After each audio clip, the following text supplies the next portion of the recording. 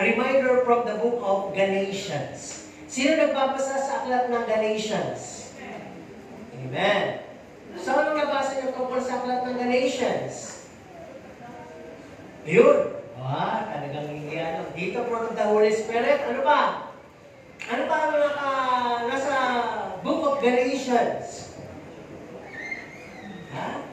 Galatia. Mga Galatia. Ano ba? Provisions ni Lord? Pwede? Ano pa? So yung salvation, tinatalakay dyan yung salvation. By faith, ano po?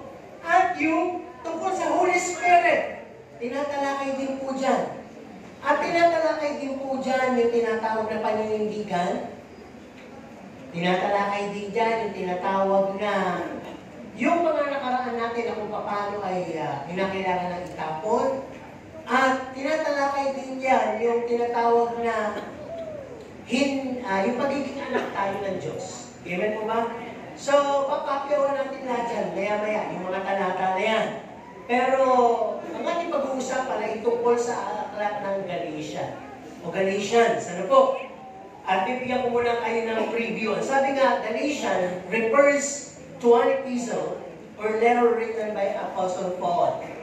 Ang Galatia, itong Galatians na book, ay isinulat o sulat na isinulat ni Apostol Pablo para sa mga early Christian churches in the region of Galatia. So, yung Galatia ay isang lugar. Para bang, kung titignan mo, para bang siya yung Turkey. Ano po? At kung titignan po natin yung pinaka-core message ng book na ito, it talks about salvation that comes through faith in Jesus Christ alone. Na yung kaligtasan ay kay Kristo lang natin matatagpuan sa Kanya lang sa pamagitan ng pananampalataya. At hindi tungkol sa mga batas o mga naisulat na ibibigay kay Moises at yung mga sumunod pang mga henerasyon. Ano po? Kasi gustong i-correct dito ni Pablo, kaya niya sinulatan ng mga Galatians o early church in Galatians, ay may mga Judaizers o Judaismo, yung mga Hudyo doon, na pinipilit nilang puwersahin yung mga Gentiles. And we, present people, are also called Gentiles. No? At alam ko na impluwensyahan tayo mga Pilipino masyado na itong batas na ito. Magtatanong muna ako, walang malisyoso. Sino dito ang mga kalalakihang tulina? 5 lang? Tanungin ko, sino yung mga tuli? Bakit kayo nagpatuli? Ang sabi na ng nila kasi ngayon, dahilan nga natin ay for kalinisan. Tama? For kalinisan. Pero talaga nga ibig sabihin yan ay spiritual na paglilinis din. Ano po? Kaya may tinatawag din na pagtutuli ng puso. Sinong tuli ang mga puso?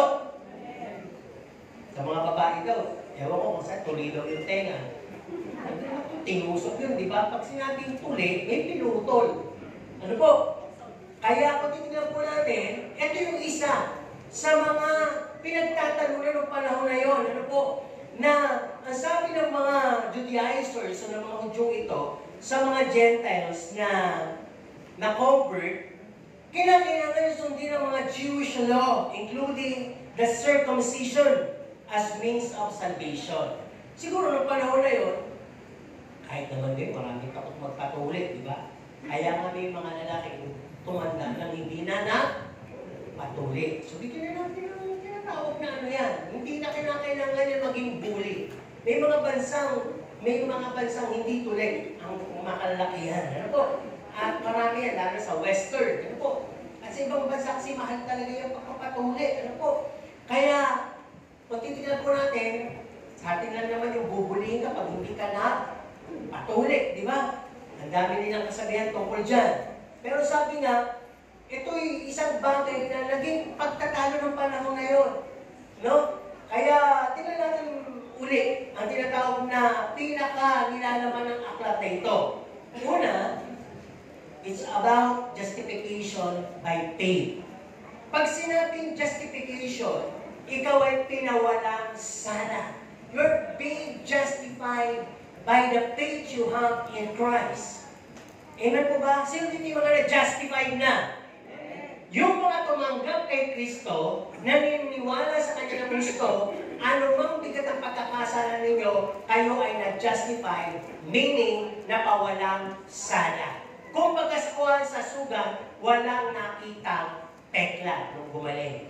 Walang trace ng pekla. Kaya kung tingnan tayo ng Panginoon Jesus dahil sa pag-justify o paghuhugas ng banal na dugo ng Panginoon, ay hindi tayo makasalanan. Tayo ay may katuwiran. Tayo ay binanan. No, walang bahid, dungis. Kaya nakakalapit tayo, nakatatawag tayo diretso ng Aba, Ama. Dahil hindi ka basta pwede, lalo na sa lumang tipan, na dumiretso sa Ama kung ikaw ay may kahit na konting bahid ng kasalanan. No? Kaya magdadala ka ng tupa, ng anumang hayop, napapatayin para tumulo ang dugo, para maging pagtatakip sa kasalanan nang ang iyong dalangin ay pakinggan ng Diyos Ama noong panahon na yun. Pero since sa biyaya na tayo, ang Panginoong Hesus na po yung nagsilbing alay, hindi na hayop.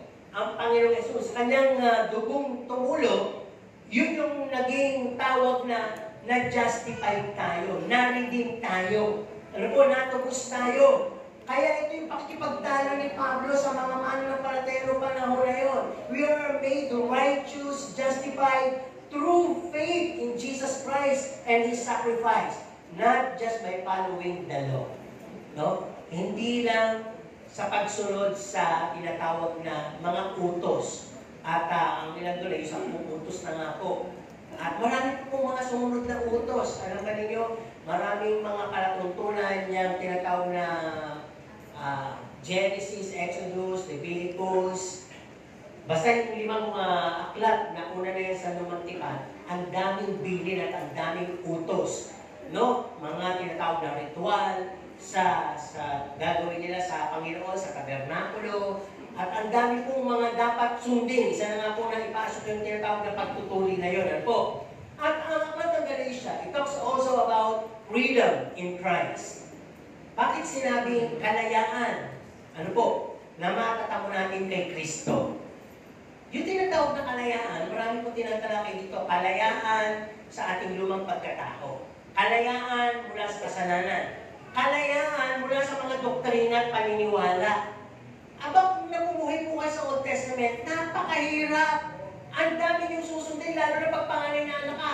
Obligado kang i-memorize yung tinatawag na first book of the Bible. Naku, lalo na kung pupunta sa larangan ng paglilingkod, ano po, sa Panginoon. At napakarami, hindi ka basta pwede humawag ng patay. Yung babae may ginagalaw ng kanilang tinatawag na kokilang pambabae, medyo isa-separate pa, hindi ka basta pwedeng lapitan, at talagang segregate ka. Ang daming mga kung ano-anong kautusan na kung talaga hindi ka observant, ay pwede kang mamatay o magkasala ng mabigat. Pero sinasabi nga ngayon ni Pablo dito sa tinatalakay niya sa kanyang sulat sa mga Galatia, no, tinuturo niya na ang batas ng lumang tipan ay inilagay o ibinigay para i-reveal yung kasalanan natin. Hindi para iligtas tayo. Kaya ang kaligtasan, instead ay makikita lang natin kay Kristo na nagbibigay sa atin ng tinatawag na kalayaan sa pamagitan ng paghugas ng kanyang banal na dugo, tatanggapin mo siya, paniniwalaan mo siya, ikaw ay magiging malaya na sa batas ng lumang tipan. Makakawala ka na doon. Ano po, hindi na obligado. Obligado pa bang magpatay ng hayop ngayon?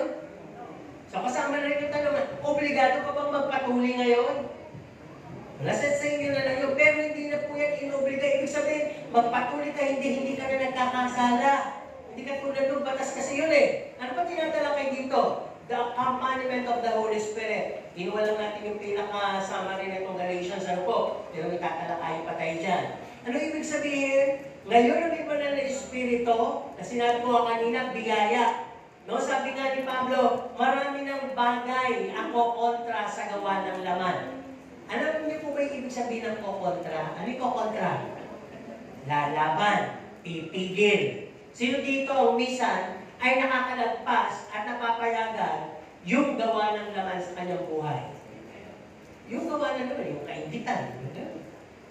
Yung pagsisinungaling, pangungupit, galit, yan, pagkaingit, pagsiselos, yan, mga gawa ng laman yan. Ano po, na minsan ay nagpa sa ating mga buhay o na nagmamanifest pa sa ating buhay. Ang sabi ni Pablo, dito, sa aking sulat sa inyo, ay merong pwedeng pumunta dyan sa mga gawa ng laman. Walang iba kundi ang buhay ng banal na Espiritu na sinasabi ko sa inyo, may pag-ibig, may kagalakan, may kapayapaan, may pagtitimpi, may pagpapakumbaba, may kaamuan, may kagandahang loob, di ba? May pagpapahinuhod at pagpipigil sa sarili. Yan ang mga pangontra sa mga masasamang gawa ng laman sa ating buhay. So ang context ng sulat na yon sa mga Judaizers, kaya siya nagpadala ng sulat at mabasa na rin ng mga Hudyong ito, no, to combat, para labanan yung impluensya kinakalat itong mga ilang missionaries o ng mga Hudyong ito na ini-insist nila na, kayo mga Intil, converts na kayo, kailangan mag-adapt kayo sa Jewish law. Para bang pinipilit nila, bumalik kayo sa kautusan. Sundan, kinakailangan ganito, kinakailangan ganyan. Hindi, siyempre, ang tingin nila sa kanilang sarili, highly. No? Talagang tingin nila sa mga Intil ay parang aso, parang bobo. Kumbaga sa kwan, parang indio. Kaya, tinitake advantage nila, yung alam nilang mga kautusan na yun, na talagang pinaghirapan nila ang pagpapasakop doon at talagang naging bahagi na ng sistema nila. Ngayon nabalitaan nila na may mga naliligtas na mga hentil, ay kanilang sinasabi. Para ba, kami nga, ginawa namin yung nag-memorize kami ng first 5 book of the Bible, kailangan meron kayo. Kung kami lang mga nagpatuloy, kailangan magpatuloy. Parang gano'n. Inumpluwensya nilang gano'n. Kaya sabi, lahat yung mga yun, laws and rituals, especially the circumcision, ay sabi, sinasabi nila, yun ang makapagliligtas sa inyo. Pero sabi ni Pablo, dinipensa ni Pablo, the true gospel of grace, no, it argues that adding requirements of the law undermines the sufficiency of Christ's atoning work and the work of the Holy Spirit to believers' life. Pag yan ang inyong binigyan ng kahalagahan, pag yan ang inyong tininglan, pag yan ang inyong sinunod, pinamuhay, at in-exercise sa inyong paniniwala, yung lahat ng ginawa ng Panginoon, yung atoning work ng Panginoon Jesus, na talagang sufficient naman sa atin, yung kanyang mga mercy, yung kanyang mga graces na para sa atin, yung Holy Spirit, works in the life of the people, mawawalan ng halaga. Diba? Ngayon, kaya ko ito sinasabi, maraming mananampalataya ngayon, Christians, so-called Christians, ay parang itong mga Galatians na na-influensyahan, na nandoon sa tinatawag na observance of the law. Diba? Yung sa 10 utos, magbigay tayo kahit 10 yun, diba? Ano yung natatandaan nyo doon? Huwag papatay. Ano pa? Huwag makikiapid. Ano pa? Huwag magnanakaw. Ano pa? Igalang ang mga ama't ina. Ano pa?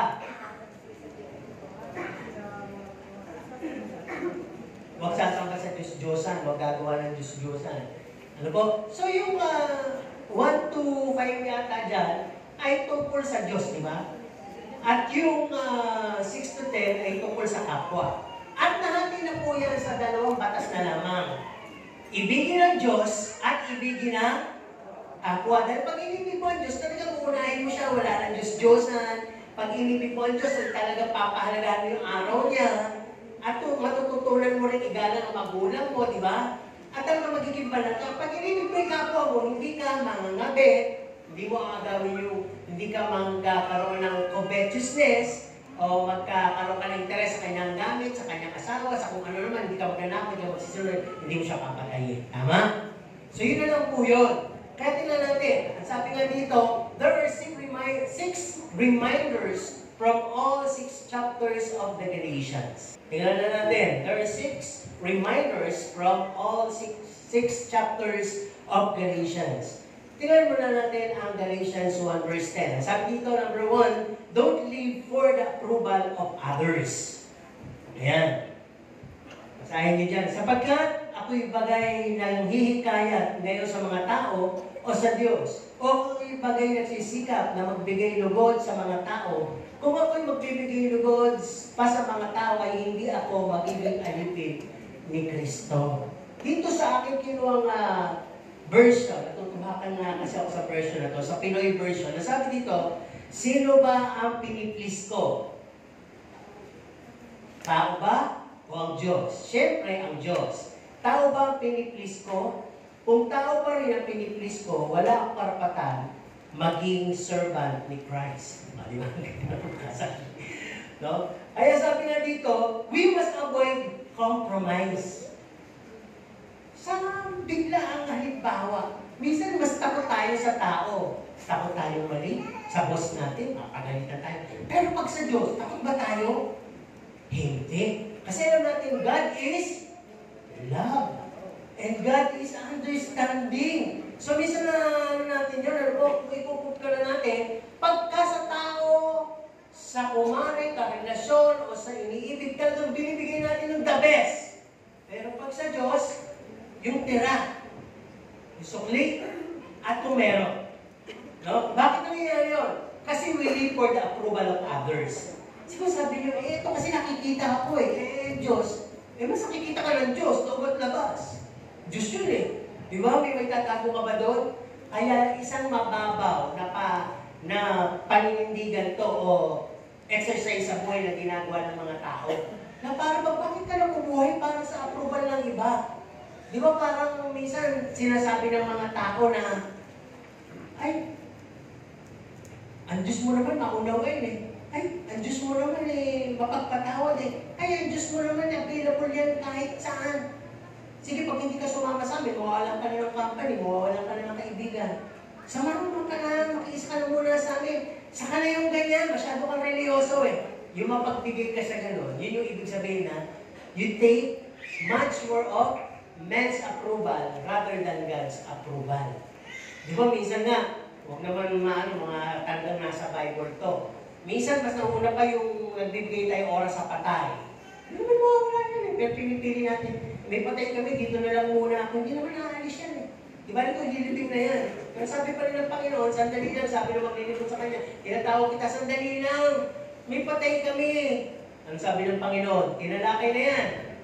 Hayaan mong patay, ang maglibing sa Kanyang patay. Ibig sabihin doon, pwede literal, pwede rin, in other words, hayaan mo na yung mga hiwalay na yan, humiwalay. Ikaw na, susunod ka na sa akin Uunahin mo ba yan? Tinatawag na kita sa everlasting life, everlasting destination. Yan pa rin nasasabihin mo, yung patay, hiwalay na nga yan Di ba? Hayaan mo silang mga hiwalay, magsama-sama sila doon. Pero ikaw, sumunod ka sa akin. Parang ganun yung isang gusto sabihin yan.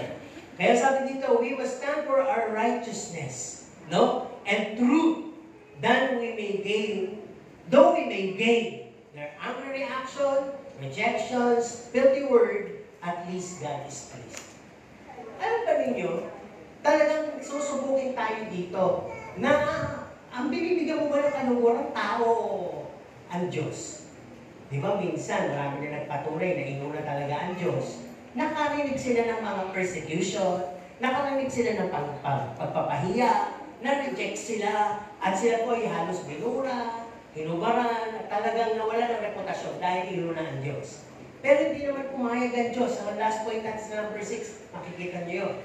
At the latter part of their lives, itong mga umura sa Diyos, naging pang-manager, nabigyan pa ng sariling besa, at nakita yung good works, nagliwanag, na-appraise, at siya na inuusig nun, ay hiningan pa na ipanalangin mo nga kami sa Diyos mo. O diba? Parang gano'n lang yun. Kasi maraming Kristiyano nowadays takot sa gano'n. Na pagka inuna ko yung Diyos, baka wala na ako ng trabaho. Baka pag inuna ko ang Diyos, mawalan ako ng kaibigan. Kasama po ito sa proseso ng ating pagsunod kay Kristo. Maraming angry reaction, rejection, filthy words. Pero ang katapat nun, at least, you please God. Hindi tayo men-pleaser, lagi yung lagay sa kokote natin yan, sa pusan. Hindi tayo mapagpalugod sa tao. Diyos ang ating binibigyan ng kaluguran. So it should be God first. Kaya sabi dito, no? Rather receive I'd rather receive man's anger than God's anger by displeasing Him over man's pleasing. Di ba, Alina? Sino kaya dito yung tanggapin yung galit at pananakwil ng tao liban sa Diyos? Di ba, Alina? Di ba, Alina mapahiya? Di ba, Alina pagalitan ako pag nakita ko? Di ba, Alina kartasan ako? Tanggalin ako sa trabaho eh. Ang gusto naman kasi inuna ko eh. Parang ganun. Ay, pag ganun, talaga paparanas mo na sa iyo ng Diyos yung parang wala siya. Paparanas ng Diyos sa iyo na parang api ka. Kasi di ng Panginoon Jesus yan eh. At makikita po natin sa Isaiah, no? Na kahit ang Panginoong Diyos ay sinabi, dahil sa mahal mo ko, sabi niya sa kanyang anak, at inuna mo yung pagsunod at pagsusumakit at ikaw'y namatay, bibigyan kita ng pangalan na higit na mataas kaysa kanino mang pangalan. Nabasa niyo po ba yun sa aklat ng Isaiah 53? Di ba? Kaya ganoon din, kung ano yung dinanas ng Panginoon, at the latter part, He receive His glory from His Father. Ganoon din po tayo. Pinapayagan ng Diyos maranasan natin yan dahil papahagi tayo sa kaluwalhatian pagdating natin sa buhay na walang hanggan. Amen po ba? Sino dito yung mayroong motto na di bali na walang corona, di bali na walang kaluwalhatian, basta makating sa buhay na walang hanggan? Sino ba yung ganong motto? Pag wala kayong ganong motto, hindi kayo makakarating. Di ba? Sino yung magsasabing di bali walang corona? Hindi pala makakarating yun. Kasi paano mangyayari yung King of Kings? Di ba? Delegate ka dapat. Meron ka din dapat corona. Kaya ngayon pa lang magsumikap ka na magkaroon ka ng corona. Isang tip. Sabi nga, paano ka magkakaroon ng corona? Yun daw asawin mong dumating ang Panginoon ay mabibigyan ka ng corona na crown of rejoicing. Amen? Sino gusto mong dumating ng Panginoon? Tatlo lang ang may gusto ng crown. Sinong gusto na iligtas siya ng Panginoon at ang Panginoon ay mamatay para sa Kanya? Ayun, ang tatanggap ng mga corona na tinik. Abay, tinatanggap nyo po yung kaligtasan at gusto nyo pa uli. Diba? Naniniwala ba kayo ligtas kayo? Ligtas na kayo, ganap na ligtas na kayo? Ang gagawin na lang nyo ay magsusumikap ng hindi todo-todo sa pamagitan ng pananampalataya. Tingnan po ba? Pagtuloy tayo dito. Kaya sabi sa pangalawang punto natin, Galatians 2 verse 20. Tingnan nyo na lang po dyan, ano po, dito ko na lang babasahin sa Pinoy version. Hindi na ako ang nabubuhay, si Christ na ang nabubuhay sa akin, at nabubuhay ako ngayon na nagtitiwala sa anak ng Diyos. Minamahal niya ako at ibinigay niya ang kanyang buhay para sa akin. Ang point number 2, you are not defined by your past. Hindi ka na kinikilala sa pamagitan ng iyong nakaraan. Hindi ka na tinitingnan ng Diyos, kinikilala ng Diyos, o nakikita ng Diyos sa iyong nakaraan. Ang tanong, sinong may nakaraan? Asa pa man? Iba ghost, wala. Lahat tayo may nakaraan, di pa naman magtatanong ng sino may mapait? Diba? Sino may masakit? Wala naman. Sabi ko lang, sino may nakaraan? Sino may pangkasalukuyan? Nakapag po kayo dyan ngayon. At sino may panghinaharap? Okay. No? Yung may mga nakaraan na tulog ng tulog at kasalukuyang natutulog pa rin ay sana sa panghinaharap po na po. Ano po? Pagsumikapan natin. Kasi kung naniniwala tayo sa Panginoon, hindi tayo aatakihin ng anto. Okay? Tuloy tayo. You're not defined by your past. No? What's the message of Christ's crucifixion? Sagdagli ang tanong, ano ba ang mensahe ng pagkakapako ng Panginoon sa krus ng Kalbaryo? Naunawaan niyo po ba ito? Lalo na yung mga kwintas na krus. Hindi na namamanata kayo, may krus nga kayo eh. Eh pag tinanong kaya sa iyo, ano ba kahulugan niya ng krus na yan? Ang pagtaboy ng multo. Nakapalulong sa iyo yan eh. No? Di ba yung krus, kung sabi nga dyan, kung pwede nga na, tanggalin yung tao dyan eh. Kaya pag tinanggal mo naman yung tao dyan, imahe na rin yun. Maliit na, Diyos-Diyosan. Kasi yung krus, ay simbolo rin yan ng ano? Sumpa! Kaya kung nagsasabit ka ng krus, at wala rin namang nakalagay na tao doon, eh nagsasabit ka ng sumpa. Parang sa akin, nagsumpa ko ng krus eh. Pero sabi nga, hindi naman tayo tungkol doon sa mga ganong mensahe. Pero dapat maunawaan natin kung anong ibig sabihin ng crucifixion. Amen po ba? Ano ibig sabihin nun? Ang ibig sabihin nun, sabi nga, ng mensahe ng tinatawag na pagkakapako ng Panginoon sa krus ng Kalbaryo ay, it's about death that brings life and victory. Kailangan siyang mamatay upang mabuhay na magmuli at magdala ng pagtatagumpay. Kaya nga rin sa Tanas, yung ginawa niya sa Panginoon, eh, tapos na, patay na.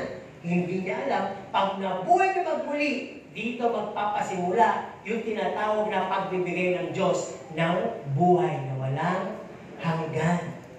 Na mawawala na yung pangil ng kamatayan. At yung, sabi ng Panginoon, yung maniniwala sa akin, paniniwala na naman, faith, bagamat mamamatay, ay mabubuhay na muli. Sabi ng Panginoon, ako ang buhay at ang pagkabuhay na magmuli. Bakit sinabi niya yun? Namatay kasi siya talaga. Talagang namatay physically. Pero nabuhay sa ikatlong araw. Kaya yung nangyari sa Panginoon, mangyayari din po sa atin yun, sa mga naniniwala sa Kanya. Kung tayo abutan ng Panginoon buhay, praise the Lord. Pero kung wala pa siya, namatay kayo, at naniniwala kayo na lubusan sa Kanya, ay pagdating niya, kayo unang sasalubong.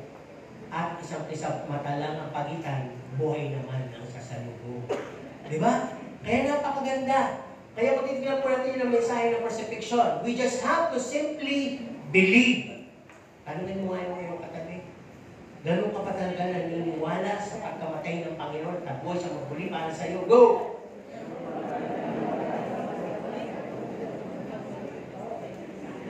Sumagot? Dahil pag naniniwala ka, hindi mo na kinakailangan magpenitensya.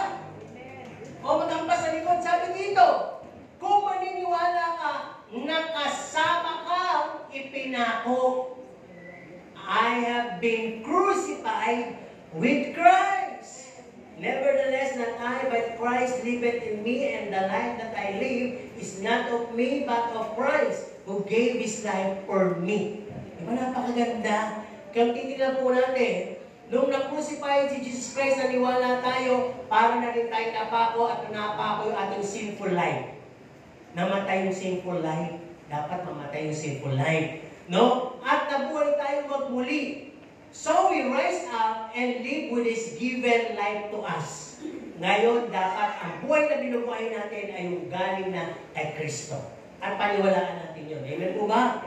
Nang ibig sabihin, hindi madaling matukso, hindi madaling madala, hindi madaling ma-fall sa lust of the flesh, lust of the eyes, walang craving sa world, at talagang napapanatili yung pagpapabanal, napapanatili yung tinatawag na pagiging dalisay sa harap ng Panginoon, sapagkat you believe in your heart, no? Na talagang you've been with Christ, no? Died of your sinful nature, and the life that you live now ay hindi na iyo, hindi pinapahirap, kundi binigay sa iyo ang buhay mismo ni Kristo. Amen po ba? Kaya tayo pinapayagan uminom nito eh. Pinapaalala, dugo ang simbolo nito. Ito, katawan. Ikinakain mo palagi, iniinom mo palagi. Napupuno ka na ng tinatawag na yung system mo. Hindi lang basta system. It's a holy sanctuary, banal na katawan na yung binibigay sa iyo, na galing sa Panginoon. Kaya hindi mahirap sabihin, o maging motivate sa sarili mo, I must be like Christ. Dapat maging katulad ka ni Kristo. Pag may nagsabi ba na yun sa iyo, madaling paniwalaan, madaling sundin, o mahirap? Diyan ko na sumusubok. Pagka ang pananampalataya sa Diyos ay malakas, hindi nyo sasabihin mahirap. Kasi naniniwala na kayo right now na ang nasa sistema nyo mismo ay buhay na ni Kristo. na ang buhay na binubuhay nyo ngayon ay si Kristo na. Hindi na kayo.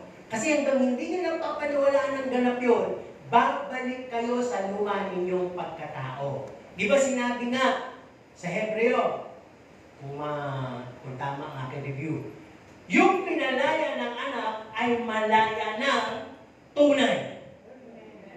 Kaya pag hindi kayo naniniwala, nilabas na kayo sa kulungan, bumabalik kayo sa kulungan.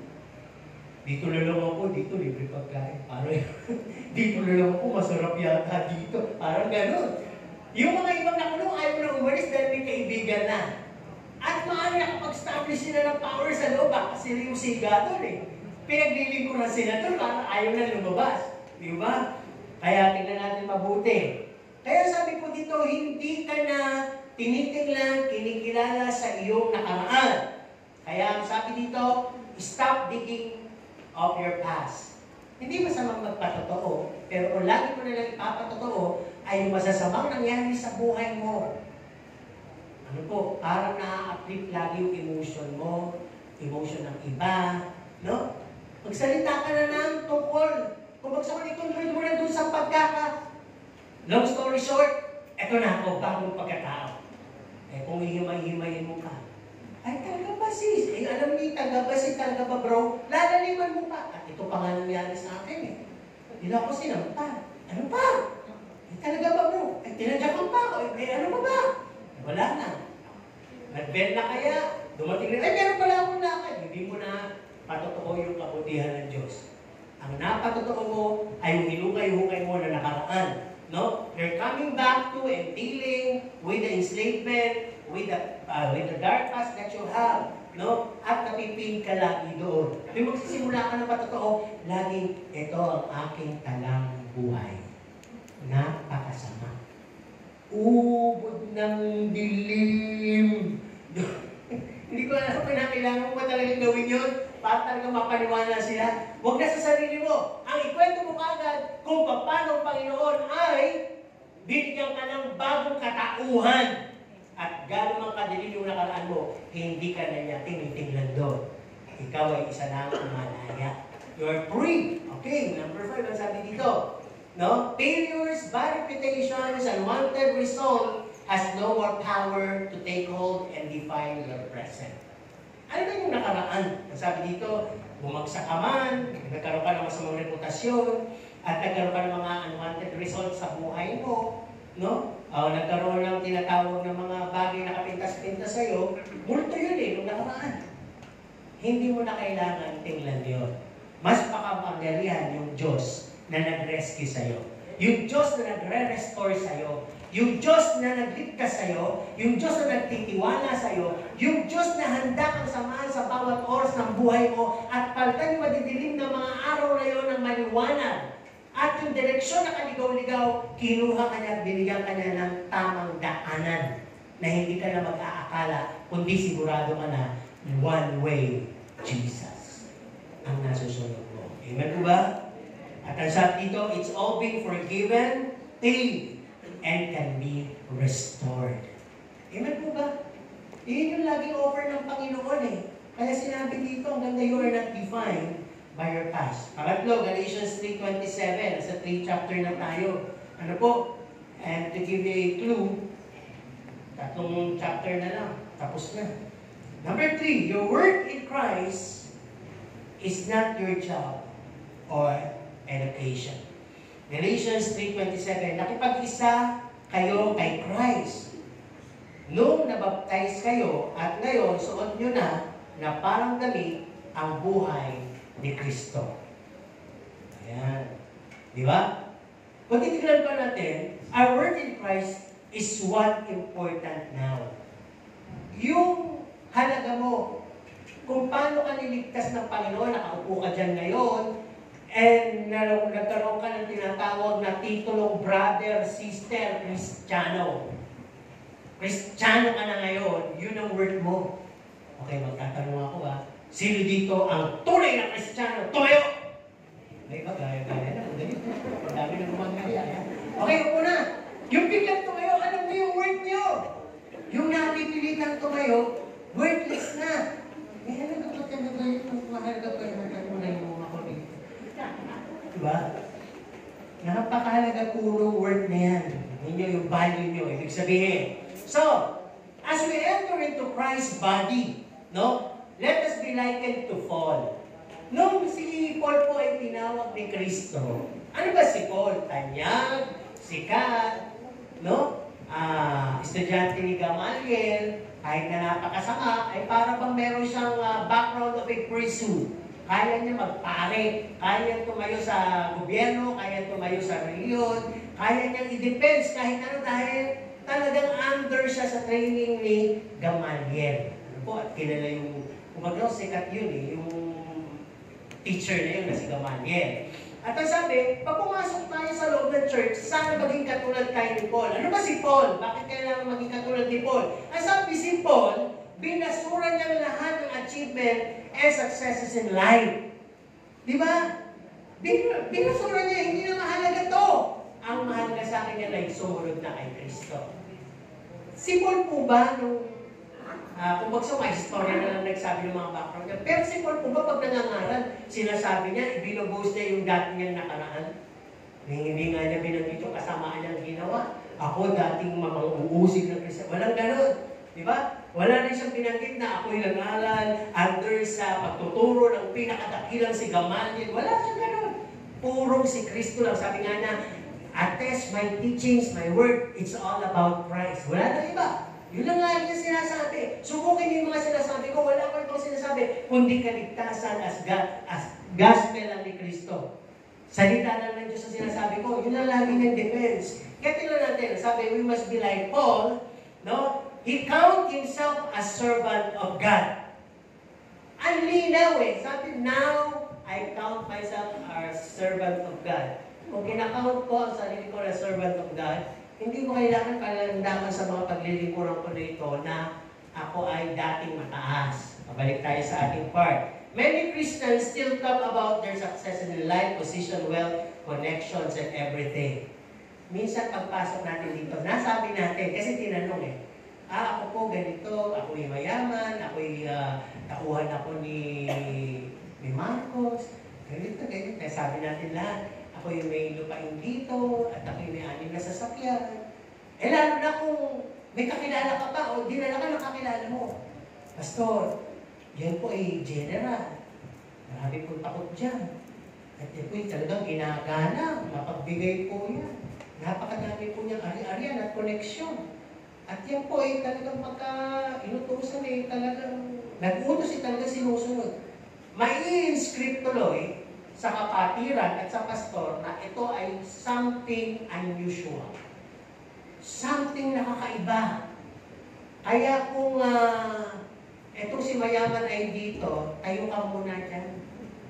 Dyan muna si General. Ako niyo po ibig sabihin. Ganun ang nangyayari. Napapahalagahan tuloy ang identity mo. Which pumasok ka na sa church. Ang kinakailangan na identity na word na maalaman, ikaw ba'y genuine na Kristiyano, tumanggap kay Kristo. Sige, tanungin niyo yung katabi, baka hindi pa papatanggap tayo ngayon. Tanungin, tumanggap ka na ba kay Kristo? Yung honest to goodness, kung sumagot ng hindi, dali nyo agad dito. Sige, ano ang katabi? Ikaw, ang tumanggap na, hindi kailangan hulaan. Tanungin mo! Tumanggap ka na ba kay Kristo bilang Diyos at Santa Kapagligtas? Go! Oh, may narinig ako. Tanggap nga ako ng tanggap eh. Bakit tinatanggap? Biyaya lang ha? Hindi talaga si Kristo. Biyaya lang. O, tumanggap na mo ba? Lahat nakatanggap? O, yun na yung paglandakan nyo. Ako'y Kristiyano. Hindi ako nagsabi yaman mo. Kasi pag yun lang nangyari sa loob ng church, walang mayabang. Diba? Wala kang pumila ka. Kung alam mo mayaman, nakapila ka. Ikaw na una. Ayun ang nangyayari. Kaya hindi na mahalaga. Ang mahalaga ngayon ay yung word mo kay Kristo. Lahat tayo word. Hindi porke mayaman yan. Yan ang winner. Ang unang mahalaga kay Kristo. Hindi porke si pastor yan. Nagtaga number 1 kay Kristo. Hindi! Baka number 1 pa yung janitor. Yung janitor, nagwawalis. Lord, salamat. Minsan pag may pulpit ministry ka, nakakayabang din yan, di ba? Punta ka na, may pakiramdam ka dyan na nararamdaman mo na pag marami nang pumupuli sa'yo, marami nang bumabaw sa'yo, at kung may respeto, ibaba mo pa yung sarili mo ng mas mababa doon. Dahil kung hindi, yung word na gusto ni Kristo na makita sa'yo na bilang anak niya, mapapalta ng ibang word. No? Ang wina-word mo ay yung posisyon mo na, yung mga natapos mo, yung kakayanan mo, yung dulo mo, at babagsak ka ng huli. Kaya yun ang napakahalaga. We must not bring it within the body of Christ, our fellow believer. We must be all-seeing word within His body through God's love, mercy, forgiveness, acceptance for us. Yun ang dapat natin makita. Lahat pala tayo ay mahal ng Diyos, kinamagan, tinatawad, tinanggap, at pinagsama-sama tayo. Lahat tayo ay equal. Ay hindi ka mangingimi. Alam niyo sa ibang church, kaya nangingimi ka lumapit dahil alam mo ano? Yun lang hindi nagsalita, yung paglabas mo, nakita mo eh. Ay, sasakyan niya oh. Kadila. Galang ka ng galang. Eh ngayon sabi, kausapin mo yung katati mo. Eh mahusay siya talaga maggamit. Si bro, ano bang pangalan mo? Eh nagkataon ang pangalan si Dollar. Mr. Dollar. Puti pa, yaman. Paglabas, nakita mo, may Cadillac mo. Nagtatago pa talaga si, Rolls Royce, nagtatago pa si Mr. Dollar, pahalatang sumasakay niya. Eh, walis na yung Cadillac. Si Mr. Dollar, naiiwan. Mr. Dollar, ay po kayo naiiwan. Nang ano? Yung Cadillac. Wala akong Cadillac. Cadillac daw ako, sino yung sabi sa'yo? Kaya minsan, yung tingin natin, alam niyo, nakita mo lang na bumaba sa sasakyan, meron ka na kagad extra feeling, mataas to. Nakita mo lang kagad na maganda yung bag, mapera to. Mali nyo naman, laman lang ng Vicks, saka candy. Diba pa kaya, bikisin ko eh, yun naman. Pero huwag kayong tingin ng tingin sa panlabas. No? O kaya hindi naman masama magtanong, di ba? At hindi naman din masama magsabi ng totoo. May pera ka ba dyan? Ganda-ganda ng pagmamahal. Ay, wala. Display lang to. Bakit? Ba't ang laki? Ayun yung maami ako. Nalagyan niya ng diaper. Wow, sosyal. Nakakakilig ba yung sosyal? Huwag kayong kiligin doon. Ang kiligin kayo, di ba iba dito? Uy, ano ba yung Bible mo? Dala-dala mo, luma na. Pwede ka naman magdala dito. Oh. Sosyal yun. Application. Ano bang gusto mo masabi? Sosyal o banal? Kaya magdali nyo na yung mga lumang Bible nyo. Uli, ano po? Sabihin ng mga tao dito sa loob at sa labas, uy, banal.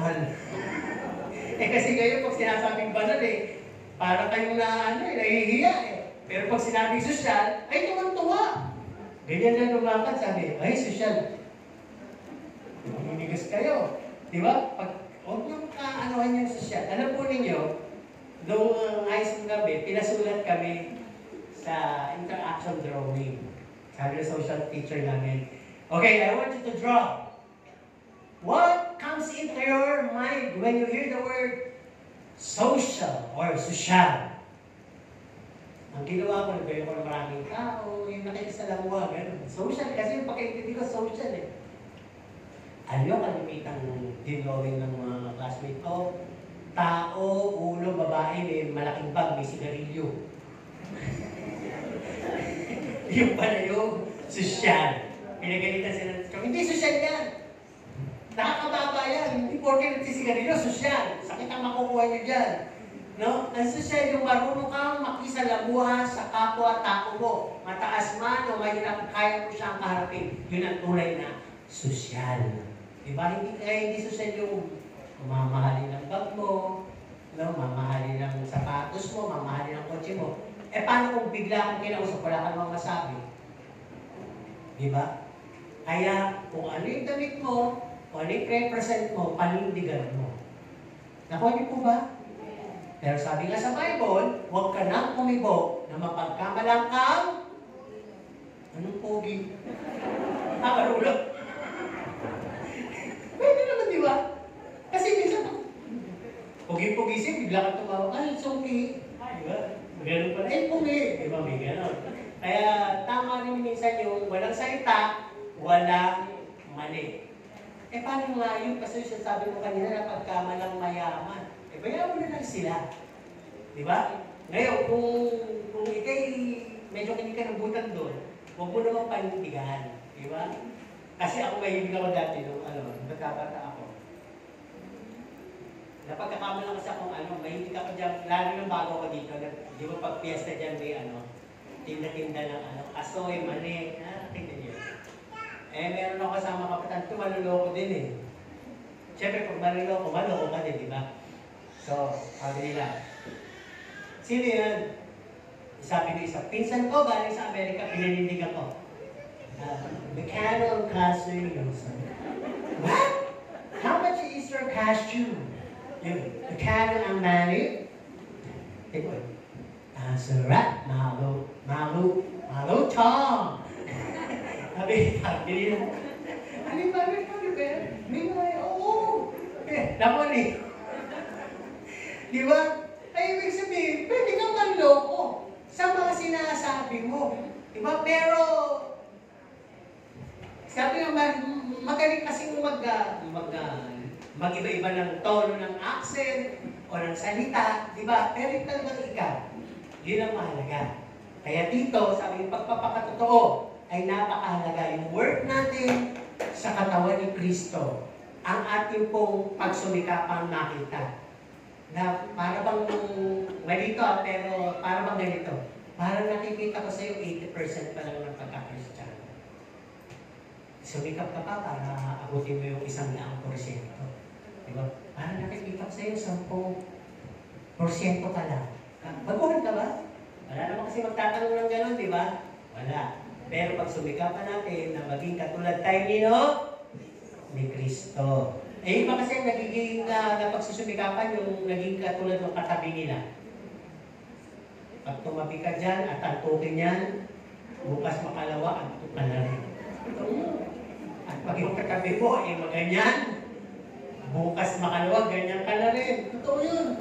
Kaya pag sumikapan natin yung maging katulad ni Kristo, at kung ang inyong katabi ay antukin, sangkay na madaldal, sabihin mo lang ang salitang ito. Jesus is in me, and Jesus is in you. Jesus is in us. Tama po ba? Palaganapin natin yung community o yung fellowship na si Kristo ang nakikita ng bawat isa sa isa. Tama po ba? Hindi nararamdaman yung inggit, hindi nararamdaman yung insecurity, hindi nararamdaman yung galit, hindi nararamdaman yung pagkakaiba. Ang nararamdaman lang natin lahat dito ay si Kristo sapagkat magkaka-espiritu tayo. Amen po ba? Number 4, mahaba po ba? Sino dito ang anak ng Diyos? Taas ang dalawang kamay. Uy, ang dami na pala anak ng Diyos. Ano po? Okay. Galatians 4:7. Tingnan nyo na lang po dyan. Kaya ngayon, di na kayo mga alipin, mga anak na kayo ng Diyos. At dahil dyan, mamanahin ninyo ang lahat ng ibibigay ng Diyos sa mga anak niya. Di ba? Sa mga anak niya. Nakita po ba niyo pagkakaiba ng version? Pinoy version ito pinabasa ko. Yan ay King James Version. Sabi sa akin pang-apat na punto, you are no longer a slave. You are now a child of God. Diba? Kung titignan po natin dito, tayo po'y naligtas, tinubos, at ang sabi dito, pinalaya sa pagkakaalipin. Tanong ko, sino dito yung naging alipin? Before. Lahat tayo eh. Sino umalipin sa atin? Tama, isa yun. Pero, ang pinaka umaalipin po sa atin ay ang mundo. Yung lahat ng nasa mundo na tulad ng kasalanan, addiction, takot, rejection, sakit, paniniwala, nakaraan, lust of the flesh, kasinungalingan, mga kompromiso, mga nakaraang madidilim at mga masasama, mga patibog at mga tukso. Lahat po yan, na klase na yan, ay umalipin po sa atin. Amen po ba? Ang tanong, totoo ba na naalipin tayo before ng mga yan? May naalagaan tayong takot, may naalagaan tayong pangamba, may naalagaan tayong insecurity, may naalagaan tayong nakaraan, may naalagaan tayong galit, may naalagaan tayong inggit, bukod, may naalagaan tayong kung ano-ano mga guni-guni sa ating mga isipan na ang tagal tayong inaalipin. No? Pero sabi nga, tayo po'y nirescue na ng Diyos. Ito mo lang magagalit. Pag hanggang ngayon, pinakikiramdaman mo yan, nagdududa ka sa pagiging anak ng Diyos sa iyo. Kasi ang anak ng Diyos, sinabihan niya na hindi ko kayo binigyan ng espiritu na katatakutan, kalituhan, pangamba. Ang ibinigay ko sa inyo ay espiritu ng pag-ibig. Tama po ba? Kapangyarihan. Pag-ibig at kapangyarihan. Okay, pag-usapan natin yung principle of adoption. Sino yung mga inampon dito? Kung may ampon. Sino may ampon? Literally, may ampon. Wala. Sino gusto umampon? Nakita niyo mo sa FB yung batang tinapon na naka-plastic? Yung sinabit sa puno? Nakita niyo? Napakagawa na, di ba? Sabi ko rin, ang dami nagmamahal sa kanya. Nasa subaybayan ko yun eh. Dahil nakita ko nga yung story niya. Ang ganda, di ba? Parang anak ng hapon. Di ba? Swerte nakapulot, lalaki. Habang tumatagal, gumagawa ko yung bata, tapos tinitilang ng ngiti, di ba? Bakit kaya tinapon? Ngayon, punta na tayo dun sa adoption. Ang hirap din po kasi mag-adapt ngayon sa Pilipinas. May mga adoption na pangyayari na, sabi, nagkaroon kami ng adoption yung kapatid ko. Alam niya naman ito, kaya hindi na ako nangyayari sabihin. Yung puso namin, si Brother Moises, na meron na pong 5 anak. Ano po? At papunta na ng Canada yun. Pero ibig sabihin, napabuti yung buhay niya. Inadapt namin siya. At mismo ang daddy ko nagsabi nito mga sasabihin ko mamaya. Ano po? Ang hirap kasi ngayon pag nag-adapt kayo kasi nilagay sa harapan ng bahay namin 3 days pa lang Tapos, mga 1 year pa lang namin nalaman na ako pala ng isa sa membro namatay na. May mga lahi ng bunso. Yung magkakapatid na Selly, Yoli. Kaya pag nung nakita namin yung mga pamangkin doon, awit ni Moises na. Di ba? Hindi nila sinabi, pero sila yung malapit sa bata, nagbibigay lagi ng mga pagkain, support, at lagi sila sabi, napakaswerte ng batang yan. Ako naman pala na kayo. Sabi. Di ba? Pero ngayon, lately ko lang pala sinabi kay Mami. Huwag ka na magaling. Tama to, namatay na nga yung lola eh. So kaya lang ninalala rin, namatay yung tunay niya ng magulang, yung nanay niya namatay. Pero hindi siya pumunta. Sabi niya, wala naman akong pakiramdam tungkol doon. Saka magiging pondo na ako ng usapan.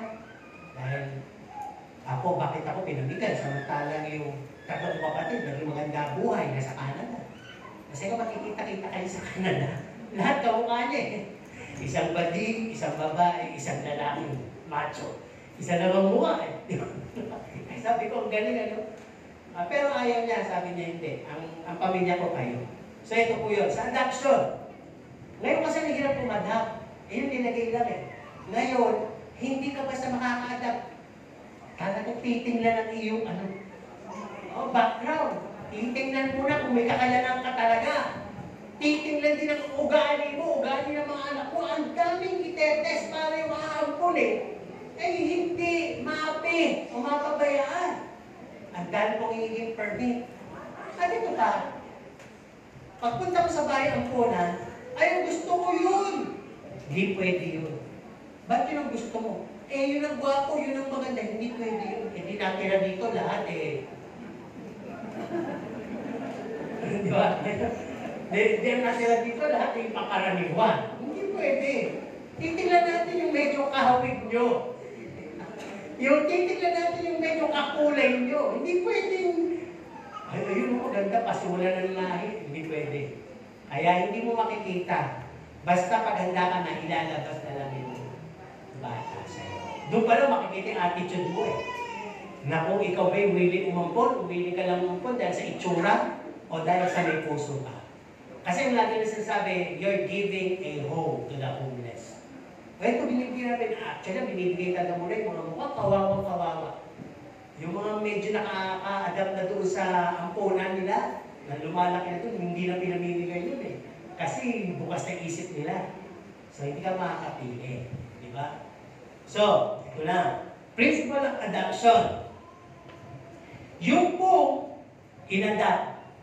Lagi sinasabi ng dati ko sa amin yan. Yan inadapt natin. Kayong mga anak, pwede kayo i-deprive sa mana. Pwede kayong tanggalan ng mana. Pero yung ampon, hindi yan tatanggalan ng mana. Dahil yan, hindi naman niya nagpresenta, kinuha natin siya. Kaya hindi siya pwedeng pagkaitan ng mana. Kung ano mamanahin ng isa sa anak, mamanahin din niya. A portion din. Hindi pwedeng, ay, nag-present lang dyan. Hindi pwede. Kaya kayo, pag nag-uusap kami nila, mami, ako, hindi naman malaban dun eh. Okay lang sinasabi. Kahit sinasabi nung kapatid ko na yun, huwag na akong bigyan, naalis na ako. Hindi. Kasama ka nun.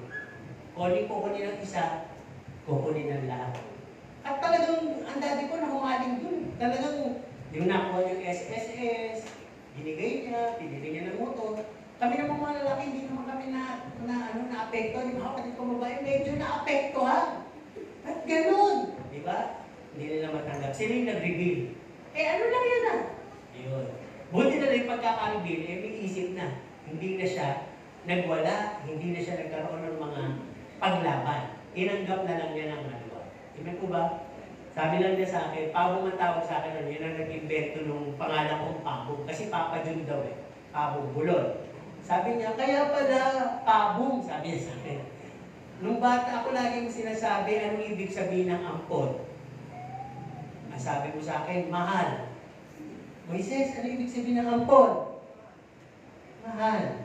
Kaya, ano ibig sabihin ng ampon? Mahal. Kaya pala, naku yun, hinanda ko yun, sakaling lumaki siya at may magsabi sa kanyang, ampon! Ano agad papasok? Mahal. Di ba? Kaya sabi niya, kaya pala sinasabi mo yun na ampon, mahal. Kaya hindi siya nahirapan mag-adjust. Di ba? Okay, andun na siya sa Marinto. Habang nag-aantay ng pag-alis, andun yung lima niyang anak. Na nagiging kaluguran din naman namin. Principle sa adoption tayo. Sa pag-adapt kasi, binigyan ka ng pamilya, binigyan ka ng bahay, binigyan ka ng karapatan. Ganun po ang naging customary natin lahat ng mga hintil sa Panginoon. Ang tunay na anak ay ang mga Hudyo. Tayo ay mga hintil, dinuktong, inampun lang. Kaya huwag tayong pagmalaki sa biyaya ng Diyos. Dapat matagal na itong nagulong ang mundo.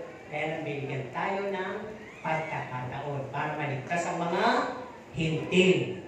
Okay. Sabi nga dito,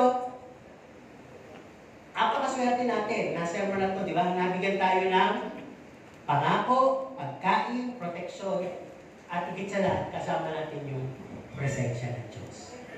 Ano sabi? Kasama natin ng Diyos, hindi ako matatakot.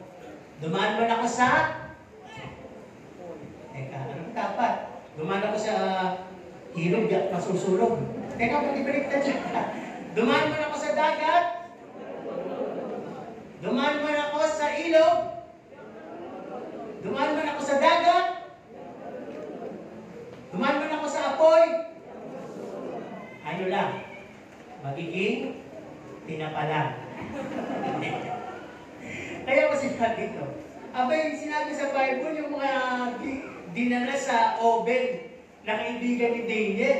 Sinabi ni balahibo ay hindi. Eh, tinapa, hindi nga nasunog, pero nagkakulay brown. Diba?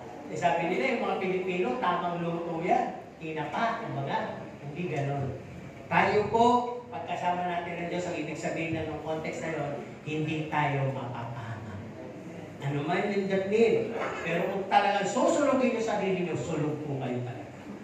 At kung kayo tatanong sa dagat at ilog, hindi naman kayo marunong lumangoy, lunod kayo talaga. Kahit kasama nyo ang Diyos. Diba? At ang mangyayari conclusion nun, makakasama nyo ang Diyos. Pero ahatulan kayo. Ba't sinadya mo? Diba? Ba't sinadya mo? Tuloy tayo dito. Number 5 na. Ilan daw to? Bilang nila. Number 5. Don't led by feelings and emotion. Be led by the Holy Spirit. Galatians 5:25. Yan. Sabi dito, ang Holy Spirit ang nagbibigay buhay sa atin, kaya dapat lang na ang Holy Spirit ang masunod sa buhay natin. No? Sa Pinoy version. Nami tayo. Matitingin biyaya. Ang sabi dito, pag hindi po natin hinayaan ang banal na Espiritu ang mag-lead, ano daw? Bakit sinabi yun? Bakit pinagdiinan ko yun? Kasi minsan, na-overpass natin ang Holy Spirit.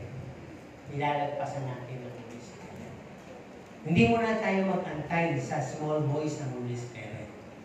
Pinangungunahan natin. Kaya sabi dito, pag hindi ka na-let ng Holy Spirit, no? If we don't let the Holy Spirit lead our spiritual life, sa pamagitan ng pagbibigay ng banal na pagkatakot, bunga, at kaloob ng banal na Espiritu, well, we have a tendency to remain immature. Ano daw? Magiging tayo, maninatili tayo, immature. Sino dito ang mature na itsura? Okay. Sino naman ang mature spiritually? Ang immature. Turo niyo kung may kakilala kayo. Maliit na kamay na. Sino yung mga immature? Ito na yung mga immature. Huwag na kayo magturo. Alam niyo naman, pag-pray niyo kung alam niyo ganito yung ugali. Ang mga immature daw, ito mga character. Ano po? Bound by our old characters. Yung lumang ugali andun pa rin sa kanya. Yan. Ano ba? Full of pride. Matampuin tayo na. Ayaw kumain. Nilanggam na yung pagkain. Doon pa lang kinain. Full of pride, di ba? Ano ba? Selfish and self-centered. Puro siya, puro ako. Dapat pansinin ako. Diba? Ano ba? Sensitive, mahilig doon sa maliliit na issue, pinalalaki. At narrow-minded. Alam mo yung narrow-minded? Natingnan lang tumawa. Doon ko pinag-uusapan no. Tapos yun na yung sinabi, pinatamaan na naman ako. Diba? Hindi lang kinamayan. Ano nangyari sa'yo? Bakit mukha kang tinaba? Eh, paano sa church, hindi mo lang pinansin. Lahat sila tingin sa akin, pangit. Sino ba yung sabi? Wala nararamdaman ko. Sensitive na, di ba? Ano yung sensitive? Yung kumaskit ang ipin, nga, sabi natin sila, nga. Naku, puno pala ng nana. Nga. Tatagalan natin ng nana. Nga. Nakanganga na yung dentista, una pang umanga, iba din nakanganga. Sensitive kayo. Paano kayo yun? Ay, sige, ingat kayo. Takot nga, baka tumalsik yung nana. Eh, ito na yung panusok, di ba? Ano, wala pa. Ilang centimeter pa lang sabi nila. Masakit! Yun. Nagsasabi pa lang tayo ng title ng mensahe. Halimbawa, immaturity. Naku po, ako na naman ang tatamaan yan. Di ba? Meron ka na kagad pag-iisip na ikaw na naman ang lulutuin. Ano ba? Ang immature. Judgmental. Fault finder. At nag-isolate. Para bang, alam niyo yung hindi sa walang kwet? Hindi mapirmi ng pagkakaupo. Ano? Ngayon. Tayo. Lalakad. Alabit ng kalpoy. Alam niyo yun? Yung hindi siya unease. Ano ba? Ungodly. Ako naniniwala pag tulog ungodly. Kasi iba nagpapakagali sa amin. Amen? Nagtatanong ka naman siya lang, sino gusto pumunta sa impyerno? Ungodly ha? Sino gising? Diba? Ayaw nila mag-iragyan pa. We must get rid of deceiving old characters and mindset. Alisin na natin itong masamang ugali, masamang kaisipan na ito. Alisin na natin. Hindi tayo kinakailangan na maging alipin yan. Ano pa sabi dito? Learn to adapt, live, apply the life designed by the Holy Spirit. Paano yun? Kaya nga po binigay na po yung buwan ng banal na Espiritu. Binigay na yung kaloob ng banal na Espiritu. Dinagdagan pa ng banal na pagkatakot. Mahirap pa ba yun? Ang kailangan na lang, i-apply natin at maniwala tayo. Pwede naman natin sabihin, nasa akin ang Holy Spirit. Nasasabi niyo po ba yun? O yung Holy Spirit, gabayan mo ako. Nasasabi niyo ba yun? O yung, hindi mo alam ang gagawin mo.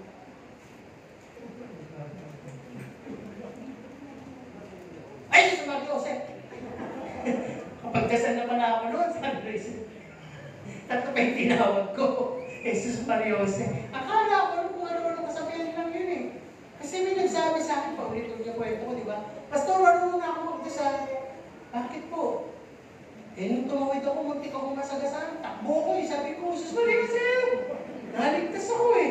Nakatawid ako eh. Sabi, ano ko naalaman na, Jesus Maria Joseph pala. Jesus Maria Jose, di ba? Kala ko mo salita lang yun eh. Okay, tuloy tayo dito. Ang sabi, learn to adapt. Ano yung adapt? Mahirap yun. No? Paano ma-adapt yung fruits of the Holy Spirit, gifts of the Holy Spirit, at yung tinatawag na fear of the Lord. Para maging madali, learn to surrender. Dapat tanggalin mo. Sabi nga kanina ni Paul, contrast. Tanggalin mo yung masamang ugali, papatan ni Lord dyan ng root of the Holy Spirit. Tanggalin mo yung pagiging makasarili, papatan ng Diyos siya ng gifts of the Holy Spirit. Tanggalin mo yung pagiging mataas, magkakaroon ka ng fear of the Lord. At doon ka magkakaroon ng wisdom and knowledge. Di ba? Okay, last point tayo. Galatians 6 verse 9. No? Ang sabi dito, sabi kanina, huwag tayong mapagod sa paggawa ng mabuti sa lahat ng tao. Kasi dadating ang time na aani tayo kung hindi tayo magsasawa. Number 6 is, don't grow weary while doing good. When the time is right, you will reap what you sow. No? Huwag kayong panghinaan, huwag kayong mapagod sa paggawa ng mabuti. Saan ba natin i-apply ito? Sa mga taong pwedeng galit, inggit sa atin. Sa mga taong wala naman tayong ginagawa, pero sinasalbahe tayo. Sino yan? Pwedeng kapatid, asawa, ano pa, anak, kapitbahay, katrabaho, kaeskwela, o yung mga nandiyan sa barangay mo, o politika. Di ba? Sino sasama sa September 21 mamaya? Meron daw malakasang rally, ha? No? Para daw ipahayag ang sama ng loob sa mga nangungupit at nangunguha ng kaba ng bayan. Ano yung the best dyan? Panalangin. Di ba? Prayer moves mountain. Mountain is also problems. That mountain can be transferred into the sea. At yung mountain na yun, pag nanapunta sa gitna ng dagat, lulubog. At yung sea ay walang iba kundi yung power of God. Amen po ba? Yun lang yun. Di ba? Kaya kung titignan po natin, kaya ka napapagod sa iyong buhay. Bakit napapagod? Sabi, you feel tired and weary because yung ginagawa ko ay hinahanapan mo kagad ng return favor. Ginawa mo, dapat may kapatid. Diba? Kung mabait ako sa'yo, eh, mabait ka naman. Kung binigyan kita, bigyan ka din naman. Kung pinautang kita, pagkain mo naman din ako. Kung pinatawad kita, patawarin mo na rin naman ako. Parang gano'n. Ano ba? Bakit ka napapagod? Dahil nga ginagawa mo ng may motibo. At kung binigyan ng chocolate siya, bulak-bulak. Ay, yung mga tuklasan ko, yung chocolate kong binibigay sa nobyo niya. May nobyo ba? Diba?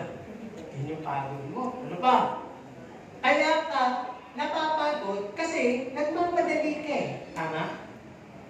Subukan yung literal tumakbo at magmadali. Mapapagod ba kayo o mapapahinga?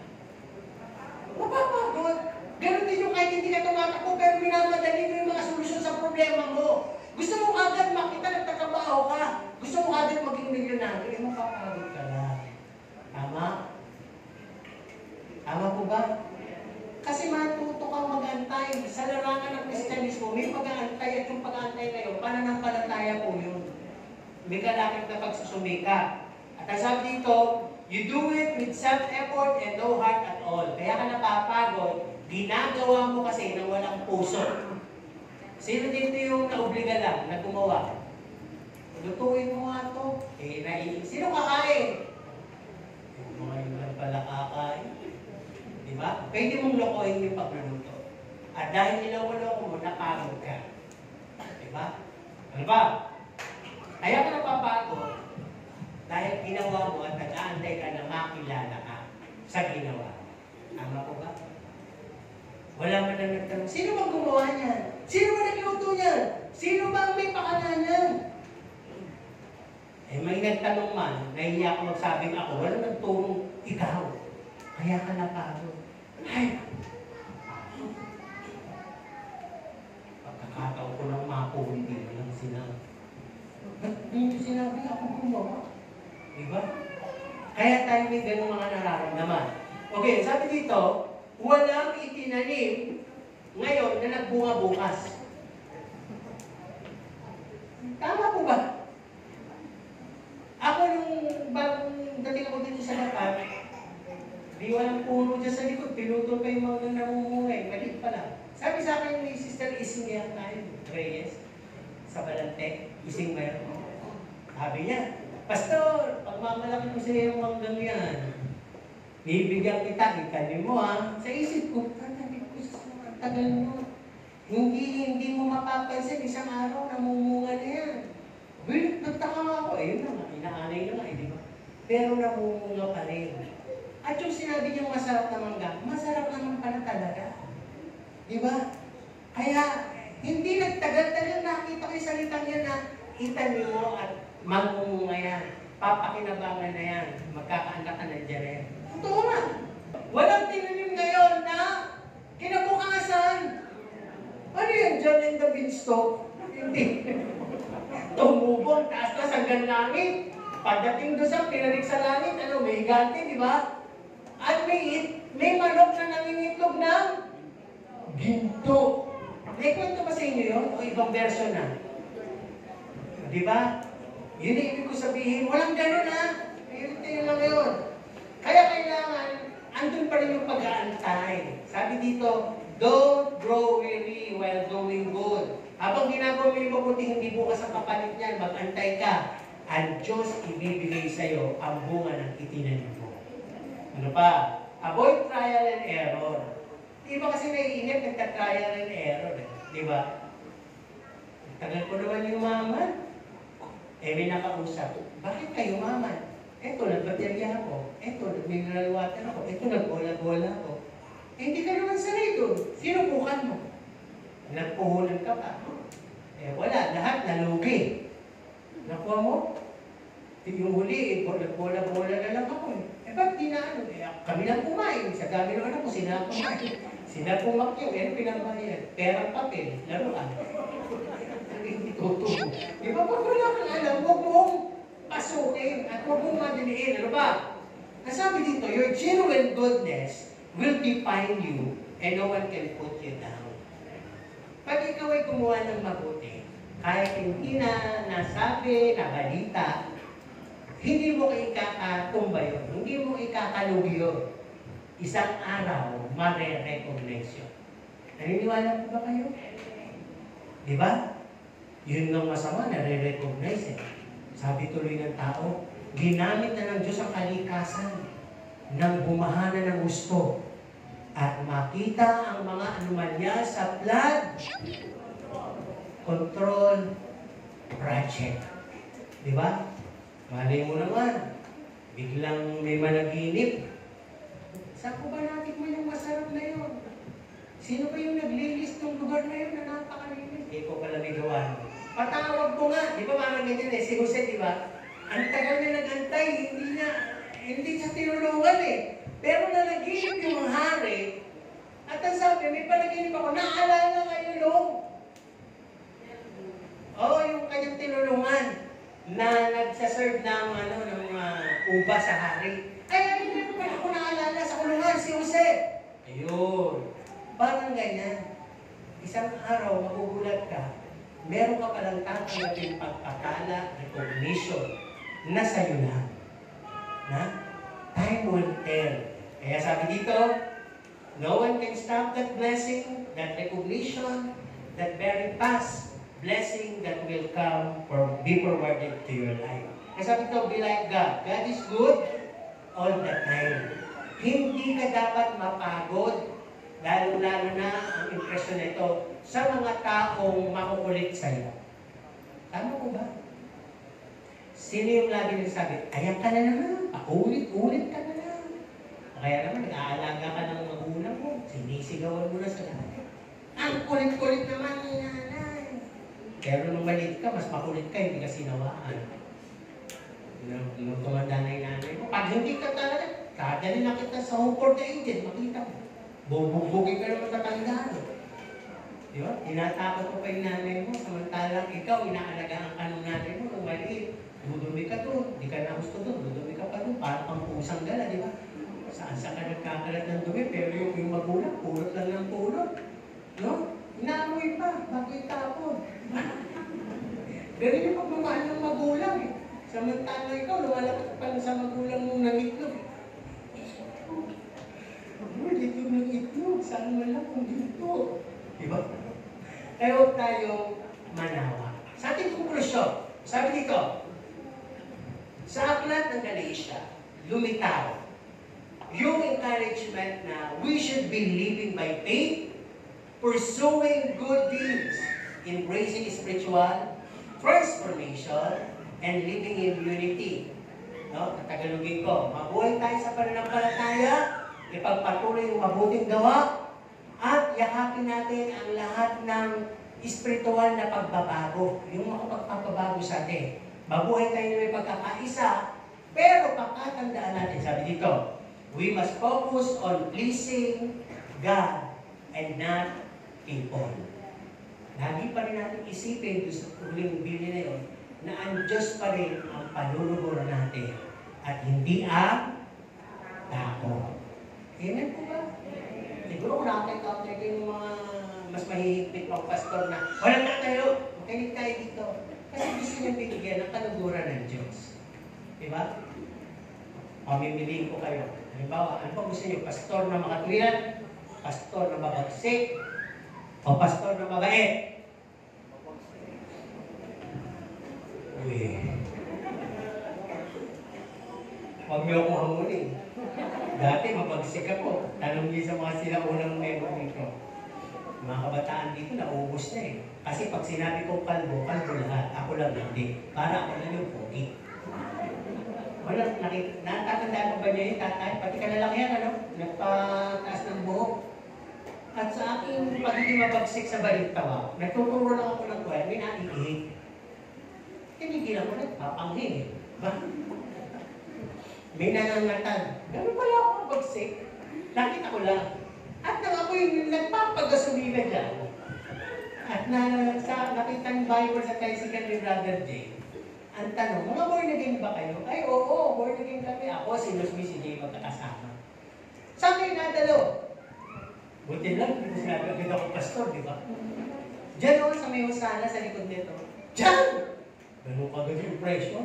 Diyan ba? Naku daw, yung pastor dyan, bakulaw. Talagang napaka-higpit daw. Grabe, lahat bawal. Ang dami ganito. Talaga ba? Dahil ako. Dapat ko lang sasabihin ko, umating ko, pati hindi na ako nang sinabi yun. Alam niyo, kung mababaw ba ko, katongo ako. Sinasabi mo, gusto ko, pwede mo, ako dito. Ako yun eh. Alam, hindi ko pinatulan. Tawag-tawa lang ako, ganun pala. Ang naging dating ko. Di ba? Kaya, lahat naman tayo, binabago ng Diyos. Amen po ba? O ngayon, sabi gusto nyo, yung pastor nyo mabait na. Uy, di ba? Kasi nandiyan na Sister Luz, eh. Parang hindi pwedeng magkakontra na mahigpit ako. Mabait naman si Sister Luz, di ba? Kaya ano gusto nyo? Mahigpit na mabait. O super bait. Ayun, mahigpit na mabait. Kaya kami nagtatanong, Pastor, ganito kayo. Tanong niyo kay Sister Luz mabait. Sister Luz mabait. Okay. Ito kasi super bait na pastor. Pag ako'y hinamon yun ng super bait, maglalagay tayo dito ng mesa. Mahaba. May kape, may tinapay, ensimada, may cheese, antikopo, kababaya. Magkape kayo, all you want. Ha? Sino may gusto ng gano'n? Sabi mo, wala naman eh. Sabi mo muna, pastor. Hindi ko gagawin yun dahil nagko-compromise na naman tayo. Di ba? Wala nga ako na sabihin. Di ba, pastor, sabi sa number 1, don't live for the approval of others or men. Di ba, pag sa Diyos tayo, all must be sacrificed. Sino ba to? Okay lang yun. May nila akong kita. Hindi, kailangan kasi sa medical ko, sabi, kumain kayo na ako ng konti. Kasi nga hindi ko na papaliwanag, wala ko dapat ipaliwanag. Parang kung makita niyo ako ng si Pastor, nasa pita biskuit. Di ba? Pakain ako ng pita. Pero para lang maaksan yung aking boto. Kasi yung naranasan ko ngayon, hindi ako para bang nahihirapan din ako sa totoo lang, sa physical ko. Ang aking naranasan, parang sobrang busog na pagkaramdam na may gutom, sobrang gutom. Ayan, makatutoy yung aking lalamunan. Kasi, matako ako sa tubig, pero mula nung nag-take ako nung binigay ng doktor na yun, hindi na ako nauuhaw. Kaya sabi niya, pilitin mo uminom. Sa totoo lang, kung ganito, tinay ko lang kayo ng maga, ito lang. Pero sa ganitong oras, nakaka-2 litro na siguro ko ng tubig. Sa lakas kong uminom ng tubig. Kasi yun nga po yung sa diabetes. Kaya lang, kailangan mag-abay tayo sa disiplina. Kaya dapat uminom pa rin ng tubig. Kahit natutoy na naman ako, hindi ko pwede uminom eh.